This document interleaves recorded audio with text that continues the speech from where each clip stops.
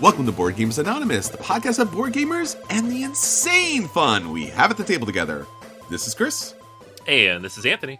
And this is episode 443, BGG Hotness. We'd like to thank all our Patreon backers for helping us bring you a brand new episode. Hi friends, we're back. A little on the stuffy side, but we're back. And we're here to talk about, again, all the board gaming hotness out there that's rising up, burning up the chart, and hopefully hitting your table really soon. Heck yeah. No, it's always fun to do this. Kind of run through all the games that are on the hotness, new announcements, stuff on Kickstarter, things coming to Essen, all that goodness. So we're going to give you the full rundown of the top 50 and what people are talking about and why. Yeah, it's a really interesting time because obviously all the summer conventions are done. Stuff is hitting tables, which is great. And Essen, again, we'll see another deluge of like great games sitting out there. So hopefully you've been getting some of this stuff to the table. And again, there's some mysteries, some oddities, and just some surprises to come up. So stick with us and we'll talk about all those great games. But before we get into that, we want to talk a little bit more about our upcoming charity event. So each year, COVID's its own thing. But each and every year we try to put together a charity event to support getting more gamers to the table.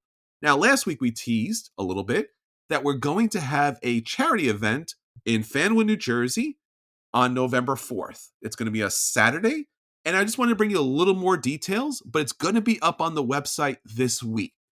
So the charity event that we're working towards, we're working with our friends at Board Games for the Better, and we are working to support Troop 6000. Troop 6000 is a Girl Scout troop in New York City that is a combination of all the Girl Scouts out there that are transitioning from the New York City shelter system into temporary housing. So they are a large and expansive group of young women that are learning wonderful things about the world and to become future leaders. So we want to support them. So along with us, our friends at Board Games for the Better, and local Girl Scout troops in the area, we're going to be having a big board game charity day.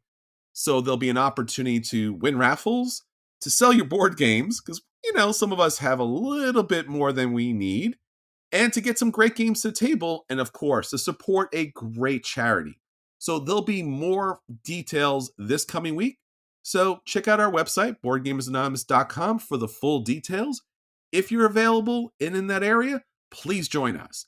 If not, take a look at the details. Maybe this charity is someone or something that you might want to support, and all the information will be there along with our partners at Board Games for the Better. Thank you so much for your support and getting new people to the table. That's what we're hoping to do here, like we do every week. More young people, more women in gaming makes us better as a whole. All right, so before we get into all the fun stuff, Anthony, there's a lot of other stuff going out there. You got some Patreon episodes coming up. Yeah, I do. Continuing my deep dive into my top 100 games of all time over on patreon.com/BGA. Every couple weeks, I put up a new episode going through 10 more games. So it's going to take a little while to get through all of them, but it's been fun to spend, several minutes talking about each game on the top 100, talk about why it's there, how many times I've played it, when the last time I played it was, when I got it, why I keep it, do I own it, all that good stuff. So those are available on Patreon if you back at the $5 level or higher, along with Chris's Kicking the Habit episodes every couple weeks. So got bonus content on there for you every single week. Either me talking about all the stuff I own or Chris talking about all the things that one of us will own in the future. Very much. Do you ever get the bends going down that deep? Does that happen? Sometimes, yeah, no. I'm talking about a game and then I'm like, oh, cramps, can't breathe. Yeah, I think, when you start to look around and you start to look really deep, then yeah, it kind of hits you hard. And again, thank you so much for supporting us on patreon.com. Obviously, it supports us getting the podcast out there, and especially, which we just talked about, charity events. So your support makes everything possible. Again, thanks so much. And again, join us on patreon.com/BGA. All right, Anthony. So that's what's going on with us out there. Let's talk about the games that are hitting the table this week. Let's talk about our acquisition disorders. All right. My acquisition disorder is I kind of pulled this from the BGG Hotness, and it's one we've kind of talked a little bit about uh, in recent months because it's the new Vladimir Suchi game. But we got more details. It's coming up soon at uh, Essen. Going to be releasing there, and I really want it. So You that's don't why it goes say. on acquisition disorders Uh-huh. because I want it. This is called Evacuation, and Suchi actually has two games coming out at Essen. The Yes. other one is an older game re-releasing, Shipyard, which Woo! that's all you, man. That's I I don't know love about that that. game. Big fan. Big fan.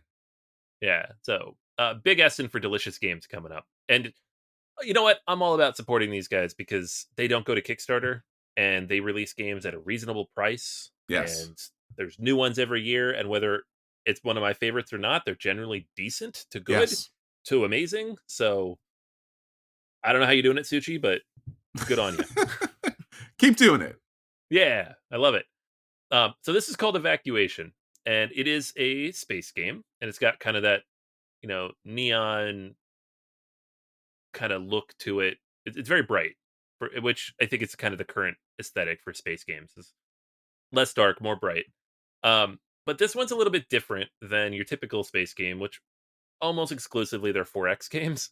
In this one, you already have a fully functioning economy, and what's happening is that the world is burning up because the sun is getting too big. So you got to leave and go to a new planet, which means you need to take apart the economy, dismantle it, and then move it to the new one.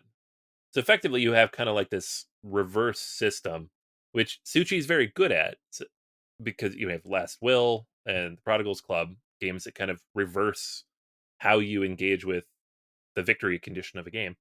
Um, and so as you play the game, the income on the old planet, the one that's dying, kind of shrinks and breaks down and kind of falls apart. And so you have to start moving to the new planet and get things moving again. So you're not just taking one economy apart, you have to build it back up elsewhere. Um, I love that idea. It's so clever and it works perfectly with the theme. And I don't think we've seen anything like this before. So it's got some pick up and deliver mechanics. It's got cards, of course, because it's a sushi game. And I love, again, like the aesthetic of it. It's not quite Tool, but it's got enough bright colors to it to give me that kind of vibe without the pastels. Sure. So I'm excited for this one. It's coming out at Essen, so it means we'll get it sometime next year, probably from Rio Grande Games. They usually bring over the delicious game stuff. Uh, and I hope it's good. The last couple Suchi games have been okay, not amazing. And I didn't even pick up Messina 1347, mostly because of the theme. So this one I'm very excited for. Looking forward to checking out Evacuation sometime next year. Yeah, this is really exciting. And it, again, what he does best is that complicated Euro mechanics in a very streamlined way. Yeah. So when you look at the board, it really has that epic feel to it. And that's what he does also does amazing with his games. It's like it's an epic Euro space game, and it does really the artwork and the gameplay here are really thematic. So love that, but it's never so cumbersome like a splatter where you're like, well, I need to break my brain open and just fry it for a couple of hours and see what I can do. No, it actually plays thematically, kind of like on Mars, that kind of situation where you're going Mm. back and forth between the planets and utilizing resources and services. So no, I love this. This is great. This is definitely at least a must play at the very least, if not a must buy. Yeah. Yeah. No, if this works, it looks amazing. Absolutely. Well, in my kicking the habit kind of look, I've been, checking out all the fun stuff on Kickstarter, and a recent game kind of drew my attention because it does something I think is just really quality. So typically, I like a lot of types of board games out there and a lot of mechanics out there. One of the types that I'm never really a huge fan of, except when I am, and then I'm like the biggest fan of it, is the co op games as because typically like you have that kind of alpha leader and it's kind of like someone's just it's playing on automatic. Well, there's a new game out. It's called Flock Together, like the birds, Flock Together, an asymmetric co-op game. Gather your teammates and level up your character to fight off the invading predators in this beautifully immersive game for 1 to 5 players. This is currently on Kickstarter. And what's really interesting and drew my attention to it is, first off, it's the same artist as Everdell. So Hmm. I was Yeah. like, oh, Andrew Bosley. I know this kind of quaint critters and, barnyard and, woodland creatures out there. That's kind of interesting, but it's not from that publisher. So they're taking a different tone with this. It actually plays a little bit like the Red Raven games, Hmm. and basically what you're doing is you are one of the chickens in this kind of, you have your own, I guess, quasi roost slash like town community, and you have your own player character, 11 characters in the game. Each of the characters plays slightly different. And this is what really I love about the game. Beyond the kind of typical health points and special abilities and resources that you can collect and actions you could take, each of the characters and the villains in this game has their own little kind of like storybook, little kind of like wired book. And as you go through the game, your character levels up with new abilities. And so do the villains throughout the game, too. So as the villains are out there as kind of like threats, and as your hero is kind of growing and learning and gaining special abilities, you kind of flip through the book on your player board or on the big board if it's the villains, and you're able to gain more specialties that you need in order to be successful in the game. So it did remind me, again, have not played the game, but it did remind me on some level of Defenders of the Realm, where you have these characters kind of fighting against all of these predators that are coming in to try and attack the kingdom. And it's cute. It looks great. It seems to have a really thoughtful kind of play style to it. And even though it's cooperative, it seems like the characters play different enough that you can team up in certain occasions or do Euro stuff and kind of build up if as you need. And then the predators too, they also gear up and they become more deadly and challenging as the game goes on. So there's a lot of variety to this. The game production is like top notch, and again, it's really weird and strange to see something out there like this. I'm like, oh, it's a chicken game. I am not interested at all. But if you scroll down a little bit and if you look through it, it's a fantastic game, fantastic production. Because they're only selling one version of this, which is the deluxe version, it's $79. Oof. But the production looks like it would be a normal deluxe production.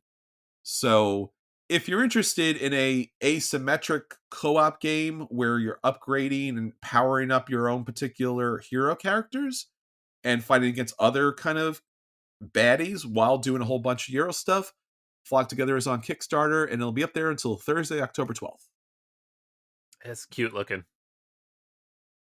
Like, I like the artwork. I don't know that I need another game this weight, but like I just that that Everdell artwork always got me to buy stuff for that game that I don't necessarily need. So It's true. It's true. But again, I think the gameplay is a little heavier. It yeah. seems to be. I've not played. There's a lot of paid previews, so take that with a grain of salt, but there is a lot of information on there if it does draw your attention. All Okay. right, so those are all the games that we're looking at. Anthony, let's talk about the games that hit the table or the tablet this week, and we'll let people know if those are games that are a buy and they should run out and pick those games up. If those games are a play and they should sit down and play them, games are a dodge and they should avoid them, or in fact, the games are the dreaded burn and they should just avoid them at all costs. What'd you play this week, Anthony? All right. So I was gonna play some games this weekend, but I actually ended up spending almost the entire weekend punching and organizing and trying to learn Voidfall. Mm. So I do have a review that I'm gonna get to in a minute for a different game, but I just wanted to talk really quickly about how Voidfall is a ridiculously complicated box full of stuff. I don't What a this game surprise. the game might be brilliant. I haven't gotten that far yet, Sure. but I don't think I've had a game this complex in front of me to learn. Uh-huh. And I don't know if the game will be that complex to play. It seems like it probably will. But to learn, since I played Comancheria, Wow. which was a 9-hour GMT solo game. Woo. So, and that took like 3 days to learn and play. I just there's so much stuff in the box, and there's like 40 little trays for all of it, and everything has like 600 symbols on it. There's 3 rule books and like 2 cheat sheets. Um they've in a broken bunch. down the rules to learning how to play the game into like tutorials, and then the tutorials are broken down into like solo co-op versus camp cooperative or competitive, and then that's broken down by the different cycles that you're playing through. I have like 4 books open in front of me downstairs. Wow. Like I'm reading and flipping back and forth between, and I'm like, no, I paid for this.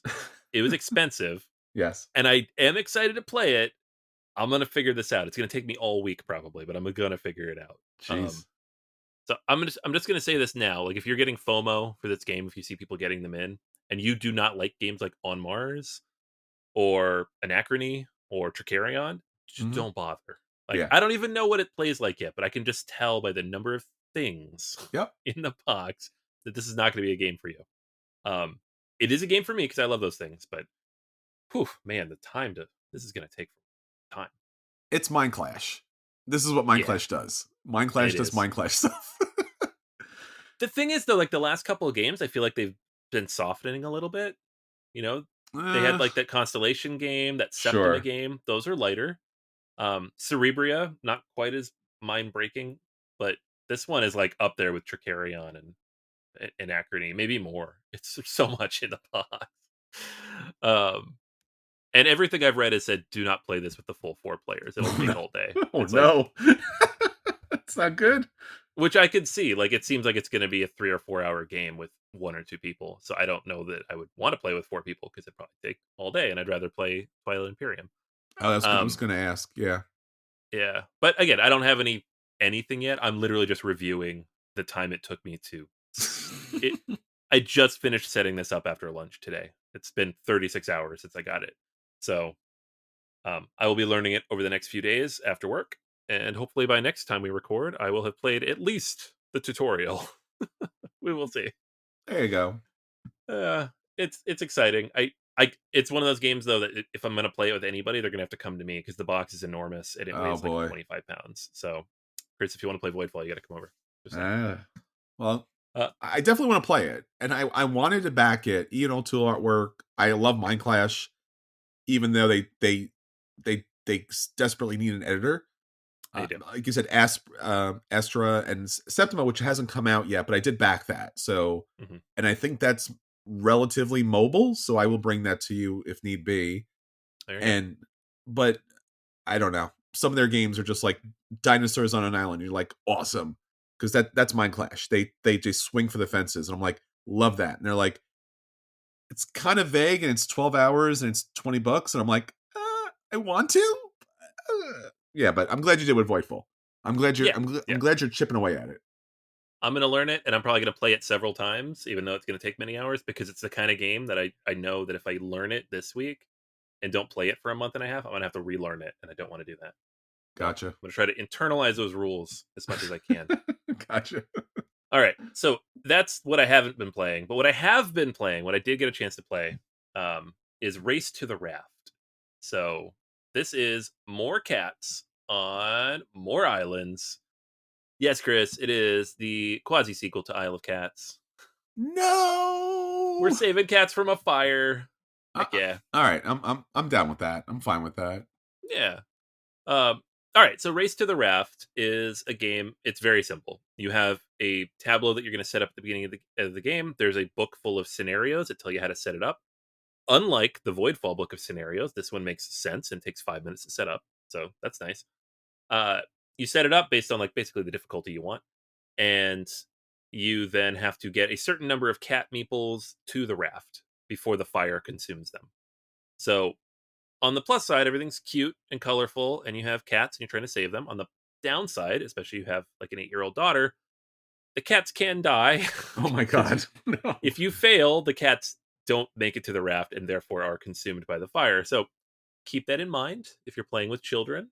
It's a very child-friendly game in terms of rules, but that is one thing where my daughter's like, "Why did the cats have to die?" I'm like, "Oh, yeah, the cats do have to die. I'm sorry." Jeez. Um, so this is a cooperative game, right? It's the rules are very simple. You have a handful of cards. They have different paths on them. When you draw cards, there's multiple decks, and the decks tell you like the percentage chance you have of getting the different terrain types, which is very cool. I like that. It handles like deck variability very well. And you'll have a certain number of cards, and when it's your turn, you play a card out that is supposed to help build a path to get your cat, and each cat can only travel on one type of terrain, to the raft. Every time you place a card, and also when certain other things happen, you have to take a fire token from the bag, and they're like different size polyominoes, and place it somewhere on the board. Usually at the beginning, off to the side out of the way, but eventually you have to place them pretty close to the cats, and you have to hope that you can move through there. On your turn, you can choose to not place a card and just move your cat as far forward as you want. And that's how you open up more space to place fire behind the cat, but also get the cat towards the raft. So it's a big puzzle. It's all puzzle.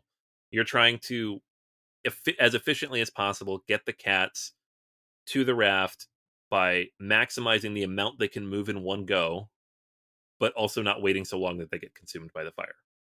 And that's basically the game. As you go through the different scenarios, different rules come in. There's other things you can do. There's like it almost becomes like the crew at a certain point where you have to save certain cats in certain order. So like, oh, the blue cat won't go on the raft first, so you have to bring the yellow cat onto the raft first. Blue cat has to go last because they're very picky about when they get on the raft, right? Which is always like one of the tricks of that. What makes the crew so hard. So the early games, the scenarios as you start the game are very simple. Um, as you get further on, and there's 81 scenarios again, like the crew, there's a bunch. It gets a little more complicated. So I think the challenge level is great because those early tutorials are perfect for kids, and you can kind of ramp your way up. The later ones are almost certainly going to be a little bit much because they are hard. They're meant to be hard. You're going to lose.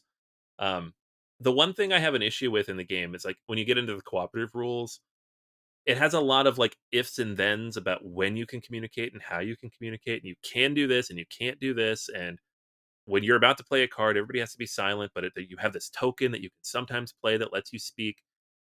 Nobody can keep track of it, right? Like I can keep track of it, but the kids, they just say things because they're kids, right? If this is a family weight game, having communication barriers and rules like that, it doesn't work. It gets messy. Um, and honestly, it makes the game easier, obviously, when the kids can communicate what cards they have. But it, I feel like the cooperative rules are a little janky and kind of designed in such a way because as they were playtesting it, maybe it was like, oh, it's a little too easy if you can just talk to each other. Um, it does take away like quarterbacking in the game, but at the same time, only if people actually follow them, which is the problem with any of these cooperative games with communication rules. Do people follow them to the letter, right? As a solo game, it's a fantastic little puzzle. I love it. And so I think playing it solo or just like with two people is probably the best way to go. And I've had a lot of fun with it. So I know there's been some buzz out there. Some people didn't enjoy this game as much. I think you have to know what you're getting into and what you're to expect. It is a puzzle and has some wonky cooperative stuff in it, but if that doesn't bother you, or if you're playing with the right people, it flows very smoothly. It's not really like Isle of Cats at all, except the theme and the artwork. So, and you got polyominoes, but they're not the cats themselves. It's the fire. The fire is the polyominoes. So this one is like a high play for me. It's not quite a buy because the co-op stuff could use some tweakage. I'm not even sure how you would do that, but we still had fun with it. And in terms of co-ops we've played, it's up there. So it's a high play, right in the line to buy. I feel like I could come back in like a month or two and maybe even upgrade my my recommendation based on how much it gets played. We'll see how much we get addicted to it. But Race to the Raft, very good. It's kind of expensive for what it is, I will say. Like $60 on Amazon after discount, which is a lot. But if you find a cheaper copy, or you really like the theme, or you just want to play a big puzzle game that has a bunch of replayability, Race to the Raft is very solid. So the play from me. Nice. So is this one of those situations where they clearly took another game and they were like, they stuck the Isle Cats theme on this? It's designed by the same guy. Okay. Frank West is the owner of the company, City of Games. Mm-hmm. And so my guess is, yeah, he probably had some formula he built up, Sure. like some little puzzle he put together. He's like, oh, that's a fun little puzzle. And he's like, well, people like my cats. Let's do that Yeah. because I can put that on Kickstarter and I'll make a bunch of money because it's Sure. cats, right? And So I don't. the first game did so well, so it makes sense. Yeah, there's been like 2 or 3 Kickstarters for the Isle of Cats. There's the Isle of Cats Explore and Draw. Ironically, West's first game, The City of Kings, is like a dungeon crawl type thing with like more traditional fantasy type artwork. Um, it's almost like Gloomhaven-ish, and it's also a very good game. It's nothing like the stuff he releases now, though, which is kind of funny. Hmm. Interesting. Yeah, Excellent. And this plays a lot of different player counts in solo. it's 1 to 4 players, and it's co-op, so it's all super variable how you want to do it. I think 4 players if you're playing with your family might be a little clunky. It was on my end, but Sure. 1 or 2 people. I had fun playing it solo. It's a good puzzle. It's not like it's easy enough for kids to play, but it's not like only kids could play it. Gotcha. Gotcha. All right, cool. It's nice to have another game in that collection. Yeah. All right. Well, I got a game to the table that I know a lot of people have hopefully got a chance to play because it was a big nominee and winner last year. This is Heat, Pedal to the Metal. Somehow I feel like there's an exclamation point missing from that title. But this is a Days of Wonder game, and it is a race car game. And I guess probably best to say the mechanics or the background is Flamme Rouge, which I know you played, Anthony. You played that previously. I have not played that. So this was I love Flamme Rouge. I yeah. was very excited when they turned it into race cars. Yeah. Yeah, I was always wanted to play that. I think actually, ironically enough, at our charity event way back, I think it was 2019. I think you played this at the event, and of course, I was running around to do 12 other things. But Flamme Rouge. Yeah. yeah, Yeah. so I was excited to play this because I do like bicycles, so bicycle racing, cycling is awesome. Race cars are fine. We've played a lot of games like that, Formula D. There's just a whole bunch of these kind of like moving cars on a track thing. But it's Days of Wonder, and Days of Wonders is awesome, and it's Vincent Dutray. He's awesome as an artist here. So, what is the game like? Well, again, as you can imagine, it's your standard cars racing around a track. Production is top notch, more or less. I mean, for a board game, it's not super deluxe cars like you would find on Kickstarter. But basically, the game itself comes with 4 different tracks. There's USA, France, Britain, and Italy. Nothing radically different. They're just slightly shaped, and the artwork is okay. It's out there. The race cars themselves, little plastic race cars. 6 cars, 6 different colors to play. You get a player board along with a gear pawn, and the gear pawn is very important because the gear is going to determine how many cards you're going to be playing each turn, and if there's any challenges kind of associated with that. There's a lot of basic cards in this game, and the cards that you're going to be playing from your hand are movement cards. Not too surprising. We've seen this in a lot of games previously. So they typically run from 0 to 5, and then there's some special cards which I'll talk about later. But basically, at the start of the race, on your turn, you will be deciding how many cards you play, and you'll move up your gears to be able to play that number of cards. And again, you got to be careful because there's a lot of mechanics in this game that really brings it up past kind of those kind of gateway games and makes it more of a gamer's kind of game. So, you're deciding how many cards you want to play. Of course, you want to play all the cards that you can, but based on where your gears are, you can only play a certain number of cards unless you kind of shift gears. When you do that, depending on how far you move it, it's either fine or it's actually going to cost you heat. Now, heat's a big part of the game. I'll get into that in a second. But basically, where your gears are set is how many cards you can play. And you basically want to move as far and as fast as possible. And then as the game goes on, that's where the challenges come into play. So you reveal your cards on your turn. You take your cards out. You calculate the numbers. You move that far on the track. There's also stress cards in the game and heat cards in the game. So your engine's producing heat. That's good and bad. It's bad when it's in your deck and your hand because it clogs things up and it doesn't allow you to play cards. But it's good when it's on your engine block on your player board because you're going to have to spend heat in order to do extra actions. The stress cards are just, hey, this is very stressful, so this is a wild card. So basically, instead of just playing the straight numbers, you're going to play a stress card, and then you're going to take a card from your deck and eventually find one with the gauge on it. And that's going to say, well, you were stressed out, you were a little confused, or you were a little excited, and you moved a certain number of distance that you did not know. So throughout the game, you're moving, you're dealing with a lot of different challenges, and you have an opportunity to react to those different challenges in a lot of different ways. So first off, there's turns, like any good race. Those turns are really the most difficult part of the game because the turns want you to keep a certain speed in order to make the turn. So if the turn limit is 3 and you play speed 7, now you got a problem. So what you can do to mitigate that is you can play heat cards from your hand, or I'm sorry, not your hand, the board, in order to, mitigate the amount of extra speed you're putting into that turn. If you don't have them, you spin out and then bad stuff tends to happen at that point. But throughout the game, you have opportunities to get a little adrenaline boost, which lets you move up, put heat into your main player board. There's also an opportunity to react to certain situations. And also, you can cool down your cards. So as you shift down your gears and play less cards, it'll allow you to take heat from your hand and put it onto the main board. Throughout the game, there'll be a number of opportunities to boost, to gain some extra speed at a cost of heat, but there's also an opportunity to slipstream. So the challenge with a lot of the racing game is how do you deal with the situation where there's other cars in front of you or blocking certain ways? Every game has a different situation here.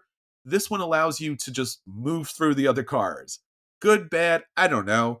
But there's also another opportunity if you're behind, you can slipstream. If you're behind a car or next to a car, you can move 2 spaces forward and kind of like jockey for position and move up as fast as you can. So basically, it's a bit of a deck builder. It's kind of set as far as how many cards you get and what type of cards those are, but you're able to discard cards that are the number cards each round. You get stuck with the stress cards, you get stuck with the heat cards, but there's ways to get rid of them as well. Pretty much that's it as far as the game is concerned.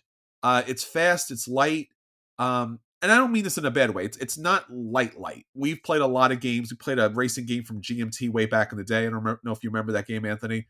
That had like a lot of crunch to it. Like it's Yeah. all about the mechanics and the brakes and the tires. This is not the case. This is a game about moving strategically, having a little fun playing a bunch of cards, dealing with the turns, managing your heat, and determining when to spend your heat, and then just blowing out the engine as quickly as possible to win the game. This plays well with gateway gamers, not gateway people. Gateway people can play this game. It's not hard or difficult. Days of Wonder is a great company for gateway gamers. But they will have a problem if they don't calculate properly or don't manage their heat well. That's going to run into a little bit of a challenge. Now, beyond the base game itself, I would say, is a play. Where the game takes it to the next level is they have an advanced play and championship system. First off, they have a legend system, which I want to talk about because the game really only plays well at the higher player count because you do want to draft. You want to slipstream past other players. And when you don't have that mechanic, if it's a 2-player game, you really don't benefit from those kind of challenges of dealing with other cars and coming around certain turns. So the Legends module allows you to have like a bot. It has a deck of cards. So it allows you to easily play with additional cars in the game just by flipping a card. It'll tell you exactly how many spaces a particular car moves, and then you move it. It's not cumbersome. It doesn't get in the way. It's fine. Beyond that, there's a lot of other modules in the game. There's a weather road condition module that just adds some variability to the maps. There is a garage module, which allows you to do a little drafting deck building, which gives your car a little more specialty than just the kind of the basic cards in the game. And then there's a championship system where you can actually play 3 games back to back and score points. And there's also bonuses. And there's also advertising sponsorship cards that will gain you special special cards and abilities if you did like what the card requires you to do. So this game is a lot more than just the kind of basic car moving game, so to speak. It actually offers a lot of complexity and challenge, but at no time did it feel like over cumbersome at any level. A lot of people were able to play this without challenge, and typically every game came down to like, I don't know, 1 or 2 spots on the board. Unless you spin out. If you spin out, it's a problem. But if you just do the math properly, it's a fun game. So it's a heavy play for me. I'm not going to say a buy because I don't think it really felt enough like I was racing, so to speak, more than just like managing a hand of cards and heat. Like I was doing 1 or 2 things. But if you do get a lot of gameplay out of this, if you do like the theme and you do play like the Legends module, you play the game multiple times and you do some of the deck building, then it moves it up to a light buy for me. So that is Heat, Pedal to the Metal from Days of Wonder. Nice. Mm-hmm. Yeah, this is a game that I will at some point pick up when it's actually in print. Hard to find right now. Because I love too. Flamme Rouge, and Flamme Rouge's pricing was always just banana stupid because it's Stronghold games. Yep. And it was also like 2 or 3 expansions for that are hard to find, really hard to find. Yes. And from what I've heard, they've rolled a lot of that stuff into this base box. Days of Wonder did, so you can get all that stuff for like $60 instead of like $200 for Flamme Rouge. Which I love, and I like. Again, I like the different theme of like bicycle riding, but the accessibility here and the Days of Wonder production, I'm really definitely interested in this one. Absolutely, it's a great game. All right, so that's everything hit the table this week. Anthony, let's get on to our feature review. So for our feature review this week, we're taking a look at the hottest games that are happening on Board Game Geek, and Anthony's going to look into the future and tell us why they hit that list. I know everything. Ooh, until spooky. I don't, and you all tell me what I'm wrong. But that's part of the fun, man. Yeah. All right. So we have the top 50 on Board Game Geek. I didn't make that. Board Game Geek did. But we're going to go through them, and we're not going to touch on every single one of the 50 because some of these games are just always here. So it's not interesting. Say, hey, this one's here because it's here. We'll talk about the ones that are new or recently announced or jumped up on this list because somebody said something about it in a weird way. There's always a few of those, and we'll tell you why. So it's a good time. We'll have a good time. There you go. Number 50, kicking it off with a really weird game, Apiary. This is the weird Space Bees game. Hyper-intelligent Space Bees. The hyper-intelligent Space Bees take to outer space to build, explore, and grow. I used to be like automatic on Stonemaier games, and now I'm definitely more careful about it because some of the games come out, they're not as good, like any publisher. But this is so weird. Like I want this to be good because it's so weird. Yeah. Space Bees. That's only no one's gonna call it Apiary. It's gonna be, oh, you want to play Space Bees? It's gonna be 100% Space Bees. And again, they really went out of their way to combine the idea of them being bees. It's not like, oh, they're bee-like people who are just, I don't know, in Star Trek or something. No. There's real bees. Bee mechanics in here on top of the fact that they're in space. Yeah, they are. So, yeah, hopefully it's good. 49 is Ark Nova Marine Worlds. This is the new expansion for Ark Nova, which will absolutely be up there once it releases next month. But Vassal just posted his review yesterday when we're recording, so that's why it's number 49. I imagine by the time you're listening to this, it will be in the 20s because that review will have propagated further. Yeah, he loved it, and it's an obvious buy for anyone who likes Ark Nova. And again, it might be the thing that moves Ark Nova up to the number 1. Just calling it. It could be. It looks like a good expansion. It's not the one I want. With the game, the expansion that will help fix the deck or jumpstart the beginning of the game. Please. But it seems like a good expansion nonetheless. Yes. I have it pre-ordered. I look forward to it. Yeah, absolutely. Same here. All right. Number 48 is Millennia. This is the new game from Karma Games. It's on Kickstarter now. Karma Games is the company that published the game that completely just flew through my brain, Clans of Caledonia. It's on my shelf. And it's designed by Orestes Leonardidis and Mike Giorgio, who've worked on some interesting recent games. Nothing like explosive that's done amazing, but both decent games. Zen Garden and Evidence. Looks cool. It's like a civilization building type game built over time. Yeah, it's definitely on the abstract style, as far as like you playing the cards and then there's like a main board where you do all the things. But yeah, you will not miss the fact that this is from the creators of Clans of Caledonia. They mention it like every other paragraph. Yeah, they do. Yeah, and it's the designers have nothing to do with that. It's just the publisher, but Yes. they're definitely leaning into that as to sell it. It looks cool. Yeah, It does look cool. I love a Yeah, good Civ game. Yeah. it gives me Gentis vibes with like the time mechanic. Oh, So yes, yes, yes. I see that. Nice. all right, number 47 is Castles of Burgundy, which What? just got a new version. Who? Everybody got their version. I know it's a classic, but it's on here almost certainly because of the new version from Awaken Realms. Super Giant Um, Castles. Super Giant Castles. I played my version solo a couple times last week before. It's good, big, takes a while to set up.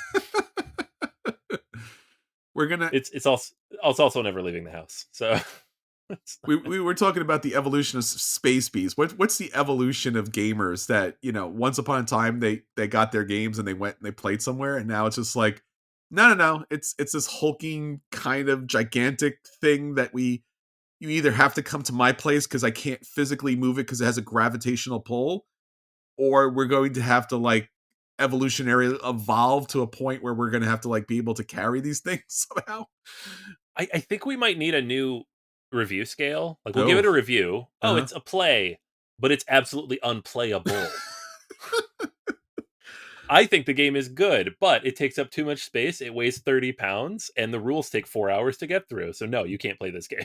I still like the fact that the game boxes are so literally obtuse, right? Like they're just giant square cubes that somehow you're meant to carry. I mean, way back in the day, there used to be coffin boxes, Yeah. and those were like people now. People now are like, oh, please, why would you have this giant rectangle? Like that's impossible to bring it. And now we have giant cubes, so everything's a giant Yeah. cube, and the parts Yep. inside are giant too. So tables need to get bigger, No, people. yeah, I know. Yeah. My wife bought me this nice big table for our anniversary in the basement, and it's full. Voidfall completely filled it, and I have some stuff on the chair next to me. Like, this is dumb. This is too much stuff. All right, back to the list. Number 44, I talked about last week. Planet Nubo from Michael Keller, Andres Ode Odendahl, and Ove Rosenberg. This is the Sky Garden game, which is coming at Essen It's solar from Game punk. Builders. Solar punk, man. Solar Punk. Yeah, I Mhm. dig it. I like anything punk, but especially when it's bright. I just want Yes. bright games. I'm tired of dark games. Gotcha. I don't even know what that means, but like, give me brightness. I'm happy with that. You don't want another dystopian landscape to play for 4 hours? No dystopias. I Uh, don't think I've ever played a dystopian board game. Like anytime someone pulls one out, I'm like, nah, I don't want to do that. How about Space Don't make Bees? Space Bees? I play Space Bees. Space Bees might be Although there. that game does actually look kind of dark. So I don't know. Mm, gotcha. Artwork wise. Too dark, guys. All right. Number 43 is Carvey. This is a new game from Torgeir Chong, first time designer, but it's one of the new releases from Hans im Glück. They release 1 or 2 games every year at Essen. This is one of their big ones. It's 2 to 3 hours, big heavy Euro. It's about traveling around the northern seas. You're a Jarl. It's a Viking game. It's a So Viking game. it's a Viking game. Enough I said. don't know much more about that, but people are like, yeah, Vikings are cool. Vikings are cool. 42 is Molly House. This is from designer Joe Kelly. This game was a finalist for the 2021 Zenobia Award. And the Zenobia Whoa. Awards was this effort to try to bring out more historical games, but specifically historically accurate games that did a good job of presenting their theme.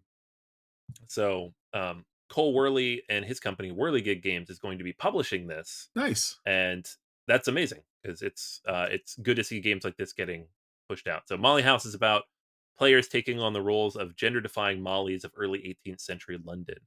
Dope. So it's LGBTQ themed effectively, but like a historical sense and what that looked like. And it's not a theme we have at all, and I'm glad that it exists. Yeah, no, love learning stuff about, you know, actual history. Yeah. Yeah, it's about the history of Europe. I'm like, no, it's not. It's about, all right, number 40 we talked about not too long ago, Civolution. This is Stefan Feld's big Civ game Oh, that I we don't hope. know a lot about yet. Please be good. Please be I really good. want it to be good. Yeah. Please. Look, Stefan. Look, I just bought a ridiculous amount of stuff for your city collection. You know it. I know it. Not the best, man. Just not the best. Like, I'm not happy at the moment. Lots of money, not cool. If this is cool, if this is good, everything's good between us. I'm just saying it right now. We're cool Yeah. if this works. I'm just saying. I'm willing to be hurt again. That's all I'm saying. Yeah. Just We'll be don't. buds. Yes, don't kickstart this, man. Just that's all I'm saying. I would be really upset. I don't think this company's ever done a Kickstarter. If they suddenly start here, I'd be like, come on. This has got to be coming from Feld. What's going on here? Jeez. Knock it off. All right. Next up, we have number 39, Barcelona, from designer Danny Garcia and Board and Dice. This was their Gen Con release. Neither of us had a chance to play this yet, but we do actually have a review copy that's come in. So sometime in the next 3-4 weeks, we'll be playing this and we'll be talking about it. Nice. But this is Board and Dice moving to a different art style, which I think we were all very happy about. Very much so. It looks great. Yeah. It's not a T game, so Yeah. that's also good. And it really, like you said, it has a different aesthetic to it across the board. So looking forward to playing this. Really excited. Absolutely. And again, very much historically representative of Barcelona and why the buildings were built and the city plan was made in such a way. Yeah, absolutely. I love games like this that tell us like how a city was built. Like a weird sub niche of games that I love. Mm-hmm. 38 is Raw. This is the 1999 classic from Reiner Knizia. Has a big fancy new version from 25th century. Chris, you just talked about this not too long ago. Yeah, that's why it's on the list here. Yeah, because you talked about it. I did. Yeah. It's not the shut up and sit down video. No. They're nice. They're nice guys. They're nice guys. But let's be honest. They're doing their best. They're doing. Yeah. I love how that video is like ostensibly about Amon-Ra. That one's not on the list, but then at the end they're like, Raw is better, and that one's on the list. I like Amon-Ra better. I'm just saying, but it's again. I do too. But we both like longer games. We do. So. Yeah, it's Amon-Ra is really cool. Like we should pull that out again. I think there was a rework, right? There was a new deluxe edition not many years ago. Yeah, that the Shut Up and Sit Down review was looking at that. I actually have that. I backed it. Excellent. Both of these kind of were on GameFound at the same time. So it's a very cool game. Like the fact that like you build up and then it wipes and then you have to build up again. Very, very cool mechanic. Raw's great too. Raw's great. It's just shorter and it's different. Yell more. You do yell a lot in that game. Much more yelling. All right. Next up on the list at number 37 is Hickory Dickory from Plaid Hat Games. Mm-hmm. I feel like you pointed this out to me at some point, and I just never went to look at it. What is this? It's on sale. That's why it's here. There we go. I saw it on I was wondering because I'm like, because I vaguely looked at it. It's like there's something about mice and a clock, and I just wasn't interested. And I'm like, why is it on the Hotness? I can't find anything. It's a beautiful production of a game. I never got a chance to play it. So I don't know anything else about it other than we saw it at the convention. I was like, hey, Anthony, look at that. And then it's been on sale. So I guess a lot of people didn't say, hey, look at that. So they didn't sell as many as they wanted to. Yeah. Or they did and everybody ignored them like I did. Yeah, that's fine. All right. We're going to jump up a little bit because we've got a lot of like mainstayers here. We got the Root and the Wingspan and the Everdell and the Arkham Horror. They're always here on the list. Yep. 31 is Among Cultists, a social deduction thriller. It's number 1 on the S and Hotness list on Board Game Geek. Huge with Europeans. Huge, apparently. Yes. Is it? It is for some reason. Okay. I didn't know if this was like one of those things where they're like paying people to go thumb it or emailing all their friends. But people are very excited about this. I'm sure it's that too, but again, I think this plays a little bit more to their game style, so to speak. Right. Yeah. I mean, it looks interesting. But it's social deduction. Yeah. And like big, long social deduction. So definitely not for me. Ditto. All right. Number 28, we got Final Girl. There's a new season on Kickstarter, I think. Yep. The third set. Holiday season. They just launched. Yep. Holiday season. Nice. It's a holiday season. So this is it's Hostage Negotiator, but with horror stuff. But I guess now people say Final Girl. They don't know about Hostage Negotiator, so that's probably not a good comparison. Should it be Final Girls? I mean, there's so many versions of this now out there. I mean, each time you play, there is a Final Girl. It's true. It's the trope, right? The Final Girl trope. Yeah. Yeah. Yeah. Yeah. Who knew there were so many different horror movies with so many different tropes that they could draw on? Because they're up to like 20 of these now. Wow. Uh, it's cool. If you like solo puzzles that rely on a lot of dice rolls that you have to mitigate, this is your game. Assuming you like horror stuff, because it's all horror stuff. Sure. All right, moving up, we got 27, Terraforming Mars, the dice game. It's finished shipping, so everybody's playing it. It's amazing. I love it. We talked about it before. Yeah, Gave we it a did. buy. Yeah, I think we both liked it. I know that some people did not, but I think it's pretty great. Yeah, I'm very happy with it. Mm. I'm surprised where the ratings are at on this, but I think it's good. I still like Ares Expedition better, but this is up there. Yeah. 26 is Hegemony, lead your class to victory. This is an interesting one. It's been on the hotness for a while, but it kind of bumped its way up a little bit further in recent days and weeks. This is super out of print. It's like $300 if you want a copy. So, um, people are just like, give me the game. Where do I get the game? I want to find the game. I have a copy of this. I backed this on Kickstarter, and I did what you're doing. Like it's unpacked. It's just all over the place. It's one of those. Yeah. From everything I heard, and I believe it because I went through the Kickstarter pretty extensively.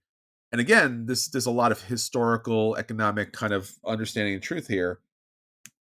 It just has so much to offer.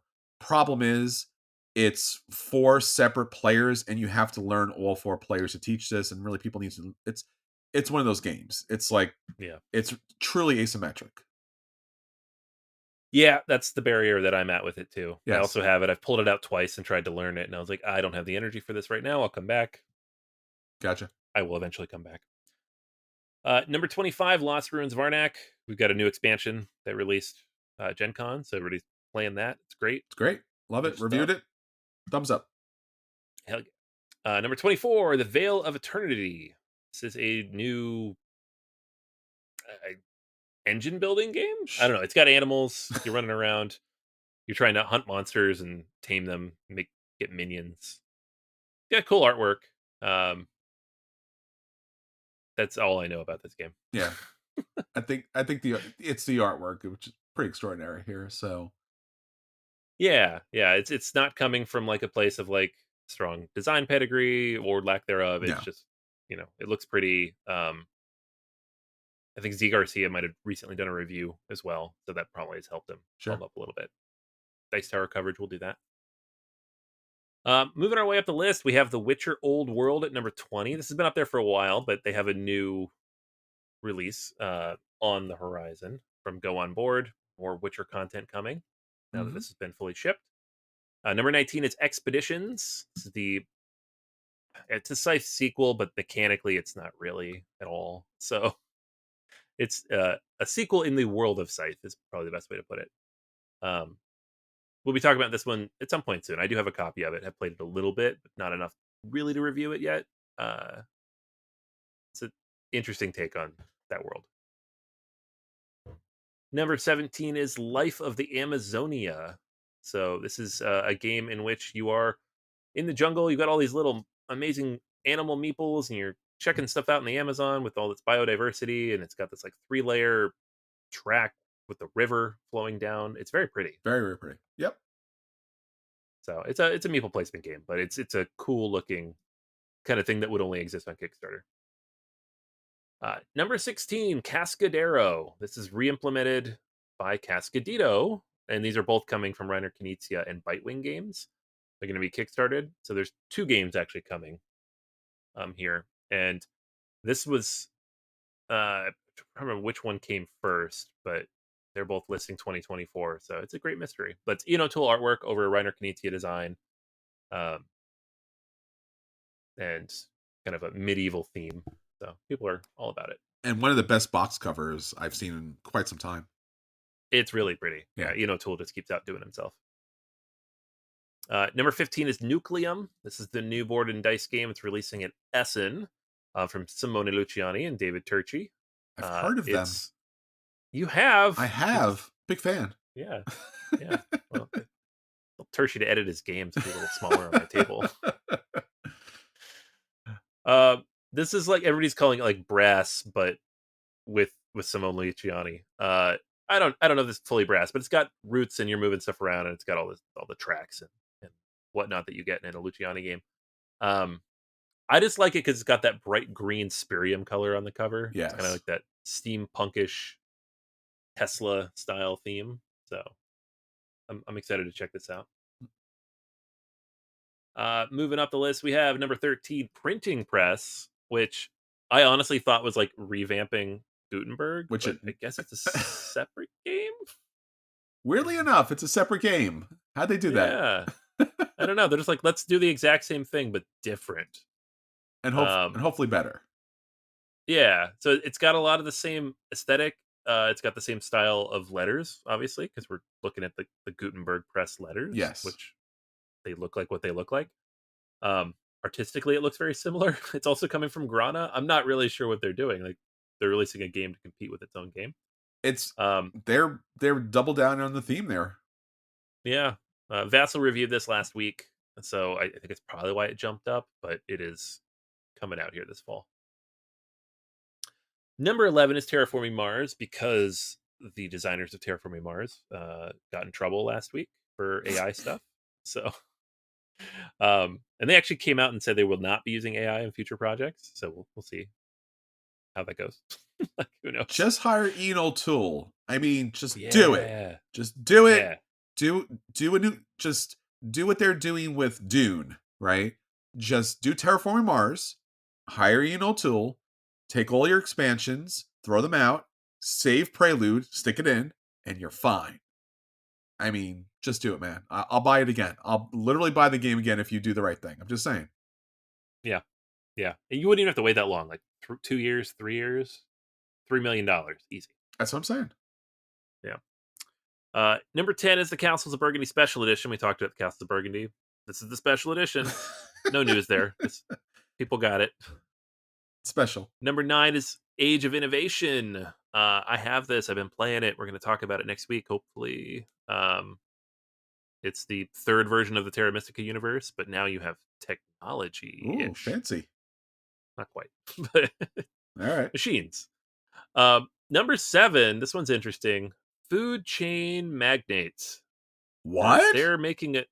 They're making a new, prettier-ish version. Mostly, they're giving him miniatures now, right? That's the difference. I think it was big news.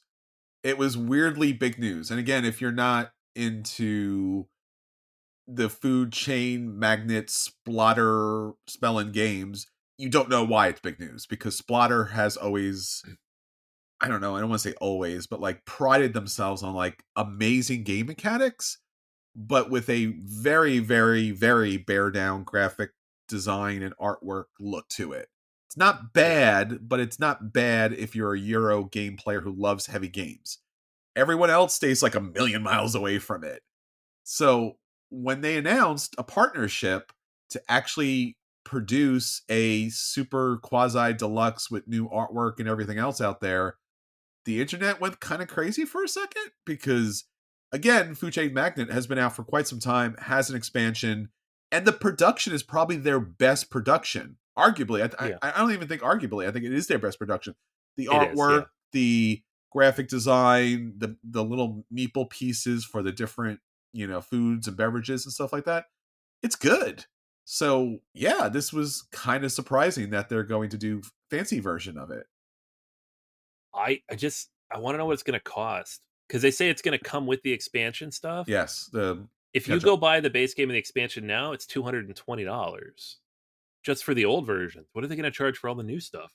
I have no idea. I think that's been the constant question at this point. They're working with Lucky Duck Games, and this is going to be going up on GameFound, who, I don't know, they're expensive.